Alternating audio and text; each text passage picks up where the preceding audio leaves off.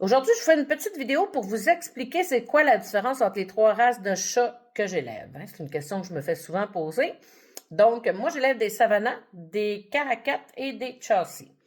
Les trois races que j'élève, dans le fond, ça se trouve être des races hybrides. Ce que ça veut dire, c'est que c'est des petits félins sauvages qui ont été accouplés avec des chats domestiques et qui ont fait des nouvelles sortes de races de chats. Donc, c'est des races qu'on appelle des races hybrides. Si on y va avec le Savannah, c'est une hybridation, donc un accouplement qui a eu lieu entre des chats domestiques et des servals africains. Donc maintenant, c'est sûr qu'on a beaucoup plus de Savannah. C'est une race qui est plus connue. Donc maintenant, là, c'est des Savannah qui vont être accouplés avec des servals pour partir les lignées. Les Savannah vont faire vraiment des chats à poils courts qui ont des spots sur eux. Hein? Donc, ils devraient avoir un visage plus triangulaire. C'est des chats qui sont vraiment faits slim et longs. Hein? Donc, toujours un aspect un peu plus haut que les chats domestiques standards. C'est sûr qu'après, bon, on y va avec... il y a différentes générations dans l'hybridation. Ça fera partie d'une autre vidéo plus tard. Il y a différentes couleurs aussi de Savannah. On a des Savannah Golden, on a des Savannah qui vont être plus silver, on a des Savannah qui vont être snow, donc blanc avec des spots aussi.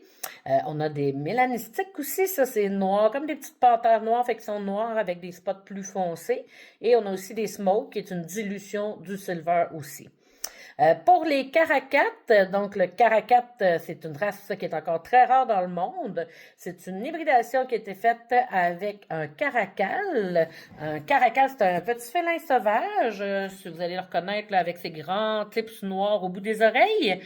Lui provient de l'Afrique de l'Asie centrale aussi. Le Caracat, c'est un chat qui va avoir vraiment la couleur du caracal. C'est sûr qu'il peut avoir différentes têtes un peu plus foncées, un peu plus pâles. Il n'y a pas beaucoup d'éleveurs encore qui travaillent avec les Caracats. Donc, le Caracat aussi a le poil court aussi, hein, comme le Savannah, mais c'est un poil qu'on appelle ticté. Pour ce qui est du Chelsea, c'est un croisement entre un petit félin sauvage qui s'appelle le Philly Chose. Il s'appelle aussi le Jungle Cat ou le chat des marais. Le Chelsea a la même couleur que le Caracat. On peut le retrouver aussi là, dans les teintes de beige plus pâle à orangé cuivré. Il y a aussi quelques Chelsea Silver et quelques Chelsea Grizzled qu'on appelle. Le Grizzled, c'est vraiment une couleur qui est reconnue seulement pour le Chelsea. Donc, c'est comme noir avec des petites pointes blanchâtres au bout. Puis, il y a aussi des snows qui existent, quelques spécimens de snow qui existent, qui vont être vraiment comme blancs, avec du gris un peu plus sur le dessus ou du beige, comme à la fin des poils, à la fin de la queue, au bout du museau, des oreilles et tout ça. Donc, c'est trois races vraiment extraordinaires qui ont un caractère super.